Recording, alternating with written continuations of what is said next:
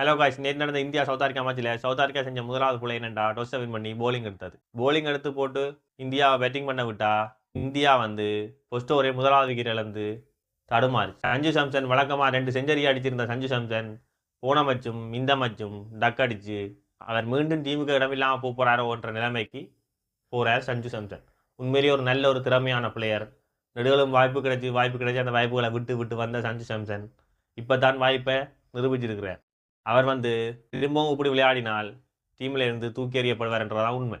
எது எப்படியோ அடுத்து வந்த திலக் வர்மா அபிஷேக் சர்மாவோட சேர்ந்து ஒரு காட்டுன்னு காட்டி போட்டான். உண்மையை சொன்னால் கனகாலத்துக்கு பிறகு இந்தியா டீமில் திலக் வர்மா மாதிரி ஒரு பேட்ஸ்மேன் வந்திருக்கானான்னு சொல்லணும். ஒரு வித்தியாசமான சொட்டு அடிக்கிறதுல அவன் ஒரு கில்லாடி. சரியோ, இதில் அபிஷேக் சர்மா 50 ரன்னில் அவுப்பட்டாலும் திலக் வர்மா அதோட நிப்பாட்டுறதா இல்லை. வெளுத்து அவன் ஒரு 100 ரன் அடிச்சு போட்டான்.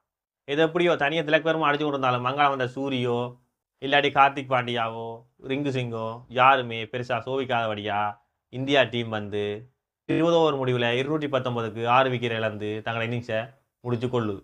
இதில் மார்க்கோ ஜாங்சன் போன மேட்சும் சரி இந்த மேட்சும் சரி சிறப்பாக பந்து போட்டுருக்கிறான். சவுத் ஆப்பிரிக்காவில் இப்போ இருக்கிற ஒரு ஓப்பனிங் போலிங் அவன் தான். அப்படி ஒரு மாஸ் காட்டுற பந்தை போடுறான். ஃபர்ஸ்ட் ஓவரே ஒரு ஸ்டம்பை தெரிக்க விடுறான். அவன் 4 ஓவர் 28 ரன்னுக்கு 1 விக்கெட் எடுத்திருக்கிறான். அங்கால பார்த்தா கேசவ் மகாராஜா மட்டும் 4 ஓவர் 36 ரனுக்கு 2 விக்கெட் எடுத்துக்கிறான். வேற யாருமே சொல்லுபடியா பந்து போடவே இல்லை. ஸ்டெயின், மோனிமோக்கல், இம்ரான் ஆகிய ஒரு மிகப்பெரிய பட்டாளத்தை வச்சிருந்த சவுத் ஆப்பிரிக்கா டீம் இப்போ போலர்ஸ் பெருசாக இல்லாமல் திணறுது. அதுதான் உண்மை. சரி, எது எப்படியோ 220 டார்கெட் இறங்கின சவுத் ஆப்பிரிக்கா டீம் கொஞ்சம் மந்தமாக விளையாடினாலும் ஒரு நல்ல ஒரு பேட்டிங்கை தான் கொடுத்து கொண்டு இருந்தாங்க. இதில் கென்ட்ரிக்ஸ் ஒரு 21 ரன்னும் மக்ரம் ஒரு 29 ரன்னும் அடித்து முன்னுக்கு அவுட் போயிட்டாங்க. இருந்தாலும் பின்னு கிளாசன் வருண் சக்கரவர்த்தியை போட்டு ஒரு தாக்கி போட்டான். இந்தியாவில் இருக்கிற ஒரு நல்ல போலர் அவனுக்கும் நல்ல ஒரு அடியை அடித்தான் கிளாசன். அவன் அடித்தாலும் சவுத் ஆப்பிரிக்காண்ட இந்த மேட்சுக்கான தோல்வி டேவிட் மில்லர்கிட்ட கையில் இருந்துச்சு. டேவிட் மில்லர் 18 போலில் 18 ரன்னை தான் அடித்து ஹார்திக் பாண்டியாண்ட பந்துக்கு மீண்டும் அவுட் ஆகிட்டார். காலாகாலமாக அவர் ஹார்திக் பாண்டியாண்ட பந்துக்கு தான் அவுட் படுறார்.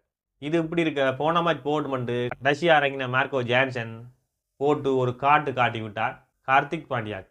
மார்க்கோ ஜாக்சன் 17 போலில் 54 ரன் அடிச்சிருக்கிறான். அதில் 4 4ம் 5 6ம் அடங்கும். தோக்க போகிற மச்சனாலும் கடைசி நேரம் ஒரு சின்ன நம்பிக்கையையும் மச்சில் ஒரு கலகலப்பையும் கொடுத்தது மார்க்கோ ஜாக்சன். போலிங்லேயும் அவன் தான் நல்லா போட்டவன், பேட்டிங்லேயும் அவன் தான் நல்லா அடிச்சிருக்கிறான். அவன் என்ன தான் அடித்தாலும் சவுத் ஆப்பிரிக்கா 20 ஓவர் முடிவில் 208 ரன்னுக்கு 7 விக்கெட்டை இழந்து தங்களோட இன்னிங்ஸை முடிச்சு கொள்கிறாங்க. இந்தியா 11 ரன்னால் இந்த மேட்சில் வின் பண்ணுது. ஆனஸ்த மேட்ச் திலக் வர்மா. உண்மையிலேயே திலக் வர்மான பேட்டிங்கை பார்க்க ஆசையாக கிடந்தது. அடுத்த மேட்ச்லேயும் அவர் இப்படி அடிக்கணும், அந்த மேட்சை நாங்கள் பார்க்கணும் என்ற ஒரு ஆசையோடு தான் இந்திய ரசிகர்கள் இருப்பினோம். சரி, பொறுத்திருந்து அடுத்த T20 பார்ப்போம். நன்றி, வணக்கம்.